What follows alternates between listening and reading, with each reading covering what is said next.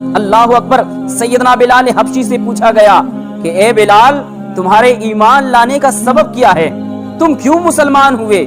اللہ اکبر۔ حضرت بلال حبشی کہتے ہیں میں غلام تھا، حبشہ کا رہنے والا، کالا کلوٹا بلال، کوئی پوچھتا نہ تھا مکہ کی سرزمین پر، ایک بے نام گمنام انسان تھا میں نے سنا تھا کہ ایک شخص ہے جس کا نام محمد ہے صلی اللہ تعالی علیہ وسلم، اپنے رسول ہونے کا دعویٰ اور ایک خدا کی پرستش کی دعوت دیتا ہے، میں نے سنا تھا۔ اللہ اکبر۔ لیکن میں جس کا غلام تھا وہ مالک میرا بڑا ظالم تھا، جابر تھا، مجھ پہ ظلم کرتا تھا۔ ایک بار مجھے سخت بخار ہو گیا، مجھے ٹھنڈ لگ رہی تھی، ایک پتلا سا کمبل میں اوڑھ کر کے سویا ہی تھا کہ میرا مالک مجھے آ کر کے ٹھوکر مار کے جگاتا ہے اور کہتا ہے بلال یہ جو لو اور اسے پیس کر کے مجھے دو، مجھے آٹے کی ضرورت ہے۔ کیونکہ میں غلام تھا، انکار نہ کر سکا، میں نے کہا، میں نے قبول کر لیا۔ میرا مالک جیسے ہی گیا مجھے تھوڑی نیند آ گئی، گنودگی طاری ہو رہی تھی، مجھے نیند آ گئی، میں سو گیا۔ تھوڑی دیر کے بعد میرا مالک آیا اور ٹھوکر مار کے مجھے اٹھایا اللہ اور کہا کہ میں نے تجھے ذمہ داری دی تھی آٹا پیسنے کی، جو پیسنے کی۔ مالک نے کہا کہ اب جو تم چکی پیسو گے وہ کمرے کے اندر نہیں بلکہ باہر صحن میں بیٹھ کر کے چکی پیسو گے اور تمہارے جسم پہ کوئی کپڑا بھی نہ ہوگا۔ اللہ اکبر۔ حضرت بلال کہ جسم پہ کوئی کپڑا نہیں ہے، ٹھنڈی رات میں بخار کے عالم میں چکی پیس رہے ہیں اور درد سے کراہ رہے ہیں، آواز دروازے سے باہر جا رہی ہے کہ دونوں عالم کے مسیحا، سرور کائنات، فخر موجودات، اللہ اکبر، بے سہاروں کے سہارا، یتیموں بیواؤں کا ماوا اور ملجا جناب محمد عربی صلی اللہ تعالی علیہ وسلم کا وہاں سے گزر ہوتا ہے۔ سرکار مدینہ صلی اللہ تعالی علیہ وسلم دروازے کے پاس آ کے پوچھتے ہیں کہ کیوں رو رہے ہو؟ اللہ اکبر۔ حضرت بلال کے زبان میں ذرا تلخی تھی، کہا کہ جاؤ صاحب اپنا کام کرو۔ سبھی پوچھتے ہیں کہ کیا ہو رہا ہے، کیوں رو رہے ہو، لیکن مدد کرنے کے لیے کوئی آگے نہیں آتا ہے، مدد کرنے کے ہاتھ کوئی نہیں بڑھاتا ہے۔ حال چال تو سبھی پوچھ لیتے ہیں لیکن مدد کرنے والا کوئی نظر نہیں آتا۔ اللہ اکبر۔ رسول اللہ نے سنا، اندھیری رات میں حضرت بلال نے رسول اللہ کا چہرہ نہیں دیکھا تھا، میرے رسول بھی تشریف لے جانے لگے تو بلال نے تلخ بھرے لہجے میں کہا کہ ہاں جائیے، سبھی پوچھتے ہیں لیکن مدد تو کوئی نہیں کرتا ہے، آپ بھی چلے جائیے۔ میرے رسول گئے۔ اللہ اکبر۔ حضرت بلال ادھر چکی پیس رہے ہیں، آنکھوں سے آنسو جاری ہے، تپش کی وجہ، وہ ٹھنڈی کی شدت کی وجہ سے اللہ اکبر حضرت بلال کانپ رہے ہیں، تھرا رہے ہیں۔ اللہ اکبر۔ اتنے میں پیچھے سے کسی نے ان کے کندھے پہ ہاتھ رکھا۔ اللہ اکبر۔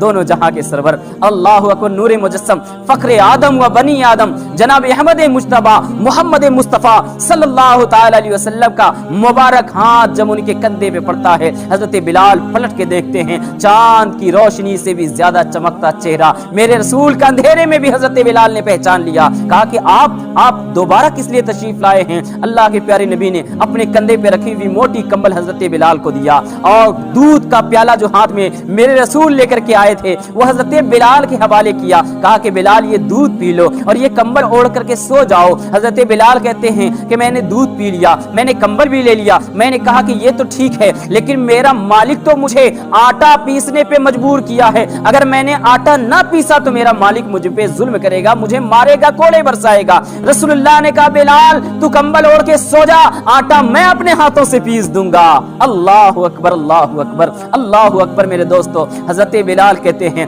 مجھے سخت ٹھنڈ لگ رہی تھی، میں نے کمبل اوڑھا، سو گیا، میری آنکھ کھلی تو میں نے دیکھا فجر کا وقت ہو چکا ہے، رسول اللہ اپنے ہاتھوں سے میرے آٹے کو پیس کر کے اور چکی کو اپنے ہاتھوں سے گھما کے آٹا کو پیس کر کے تیار بیٹھے ہیں۔ اللہ اکبر۔ میرے دوست اور بزرگوں، حضرت بلال کہتے ہیں کہ تھوڑا سا جو پھر بھی بچ گیا تھا، مالک کو میں نے صبح آٹا دیا تو مالک نے کہا کہ یہ پورا جو تمہیں پیسنا ہے، آج پوری رات بھی تم کو آٹا پیسنا ہے۔ اللہ اکبر۔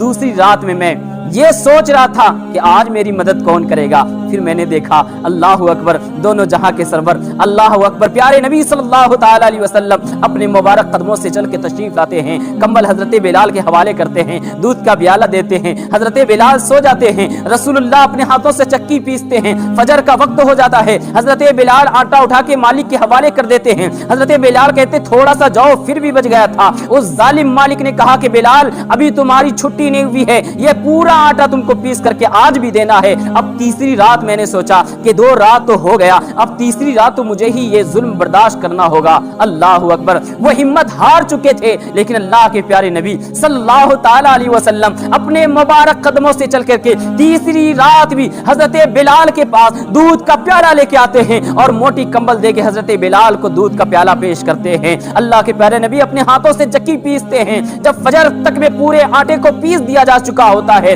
حضرت بلال کہتے ہیں یا رسول اللہ اب مجھے بھی اپنا کلمہ پڑھائیے, اپنے قدموں میں بلائیے, کیونکہ میں آپ کے اخلاق کو دیکھ کر یہ گواہی دیتا ہوں کہ آپ کے سوا کوئی اللہ کے نبی نہیں. کوئی اخلاق کو میں یہ دیکھ کر گواہی دیتا ہوں کہ آپ اللہ کے سچے رسول ہیں, آپ اللہ کے نبی ہیں, اور اللہ کے سوا کوئی معبود نہیں ہے. میں آپ کے حسن اخلاق کو دیکھ کر اللہ پر ایمان لاتا ہوں.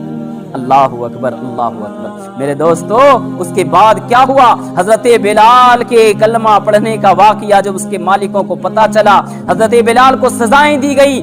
پتھروں پہ لیٹا کے مارا گیا, حضرت بلال کو گرم ریت پہ لیٹا کر کے مارا گیا, آگ پہ لیٹا کے مارا گیا, کوڑے برسائے گئے. حضرت بلال پہ ظلم کی ہر ایک آزمائش کی گئی, لیکن سیدنا بلال نے عشق کا جو جام پی لیا تھا, اس کا نشہ ان کے اوپر سے اتر نہیں رہا تھا. حضرت بلال رضی اللہ تعالی عنہ نے ہر ظلم برداشت کیا, لیکن رسول اللہ کی محبت سے کبھی منہ نہیں موڑا. میرے دوستو, یہ واقعات, ایسے اخلاق والے واقعات, حسن اخلاق کے واقعات, ایسے کردار والے واقعات, ایسی سیرتوں والے واقعات ہماری ذمہ داری ہے کہ ہم غیروں تک پہنچائیں.